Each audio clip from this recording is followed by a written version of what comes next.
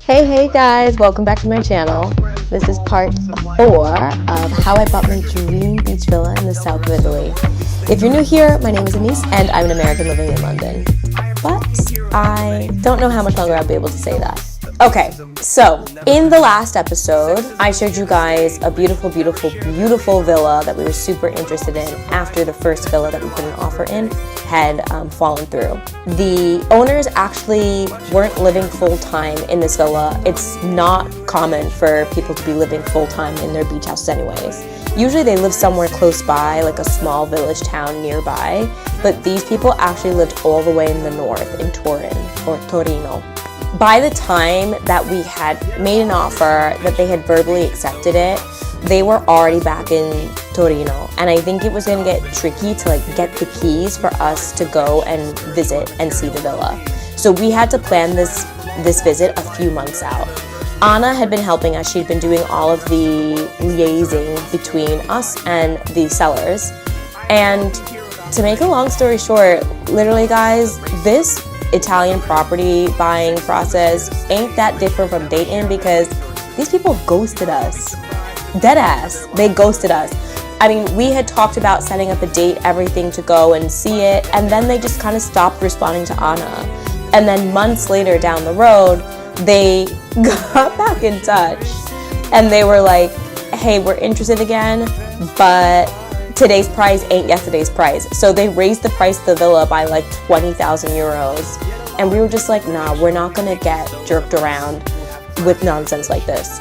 But at that point, in that interim where they were ignoring us, your girl was still on these websites looking at a bunch of villas.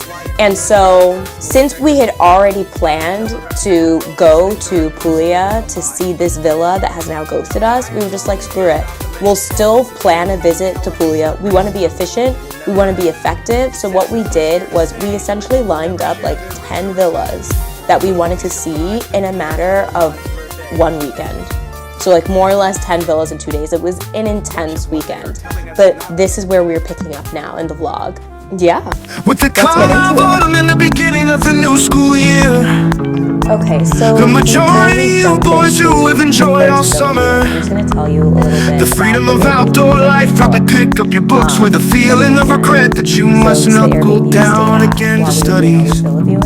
And but as soon as you meet all the boys and get to talking over last year's good times, your old school enthusiasm returns. Then when someone proposes something interesting to do, you at once fall into line with the other fellows and offering suggestions. This particular and the chances are that before the day is over, you were ready to admit that school life is pretty good after all. In the course of a day or so, football is underway, and possibly plans have developed for an athletic club and literary society. Villa was a very all sorts of schemes have been undertaken by groups of boys who have found that they can work together congenially. On the outside, and very likely, each boy has mapped out a lot of individual work to do. Were like that. I'm not even going to say that they were these outside interests help, probably more than anything else, to keep school from becoming monotonous. To be able to fix up a clubroom or make furniture for your own room, construct apparatus for a gym, prepare the various properties for school or neighborhood shows, to be able to build wagons, boats, sleds, kites, model airplanes, and other things just a little better than those the other fellows have made. To be able to make pieces of handicraft which will be presentable as Christmas, birthday gifts to your friends and relatives. In short, to be happy about doing things in general is an accomplishment which every one of you boys should strive to attain. But before you can expect to do all these things, will be necessary for you to know not only how to use carpenter's tools properly, but yeah, Pugliese but also how to go about the feeling in the right way. This is the ultimate reason for beginning this book of handcraft filled with instructions.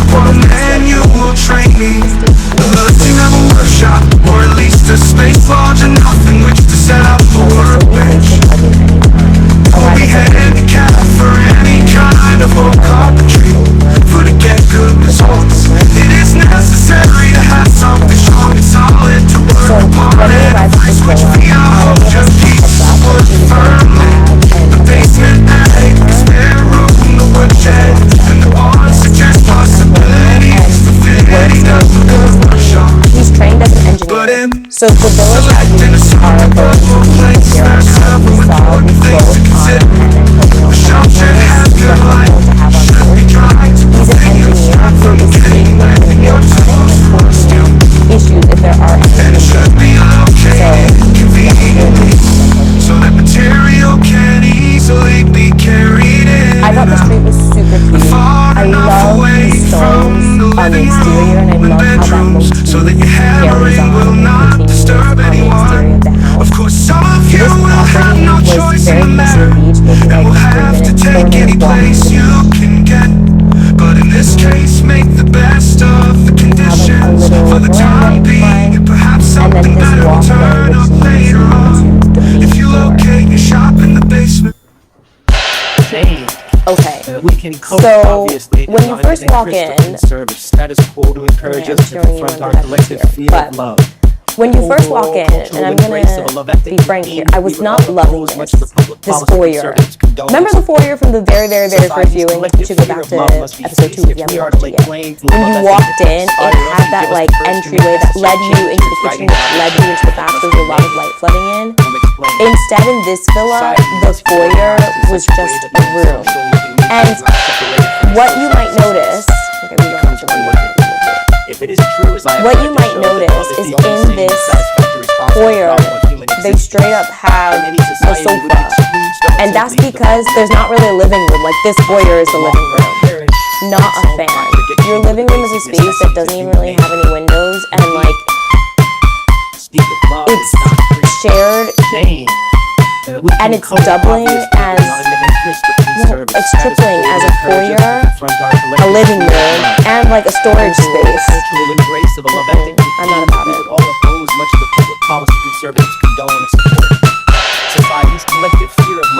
But this is common. This is common in villas in Puglia. Like, a lot of times I would see a property, and on the floor plan, like, there would be bedrooms, but there would be no living room. So then they would just either put the sofa in the kitchen or in the foyer. And yeah, I'm not trying to criticize the culture or anything like that, and plenty of people live like that down there, but I didn't want that for me. And let's keep moving to the property. Bedrooms are what they are. You know, they're not big. This is not big at all. But I've seen smaller bedrooms in London, y'all. Let me not show you the ones outside of London. Clearly, we're just using this as a storage space. Of course, the interiors are dated and would need to be updated, but again, compared to a lot of other things that I was seeing, like, these interiors are not that bad. So the actual cooking utility part of the kitchen was in that little room. Don't really love that. Bathroom isn't bad. It's nothing spectacular, but like, it's not amazing. Maybe it's like the bathroom had been recently done or recently renovated. The kitchen is a nice size, but I like kitchens that are a little bit more open, where you can dine and cook in the same space. Now we're going out here to the backyard space, and it's actually quite nice. I love this little red and white. Who cares if she ever knows got a little tree there. Oh, it's like a lemon tree because there's lemons on the ground. Will compensate for all emotional lack.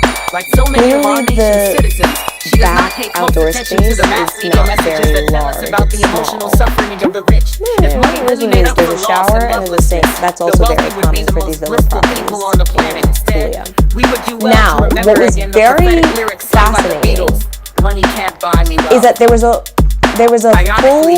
full lot next door available for sale as well. I cannot remember if that lot was a part of the sale or an additional price. I kind of think it was a part of the sale. I think they were selling the house plus the lot. Now, this really kind of like perked me up a bit, because you know me and my visions and my creativity. Because Because remember when I said I really didn't like this property because the foyer was super dark? Well, now that there's a fully open lot right next to it, maybe that means that that back wall of the foyer can actually be carved into to create a window, to create a doorway that leads to this lamb plot. You know? And then look how much light is coming on this side of the house. This was probably around like 6 p.m. or so in the evening, so it was at sunset, so maybe this side was a little bit more south facing. You know? Maybe you get this extra lamp pot next door, you create a veranda, you know, you create an entrance, you create a doorway from that foyer that leads out into a back veranda. And then you have your garden and your yard and everything. Like, the pieces were cooking well. They were really cooking. It's relevant to know that what you see here, you see that little red line in the distance along the stone wall? That is where the lamp plot ends. So this additional lamp plot that comes with the house, that's where it ends.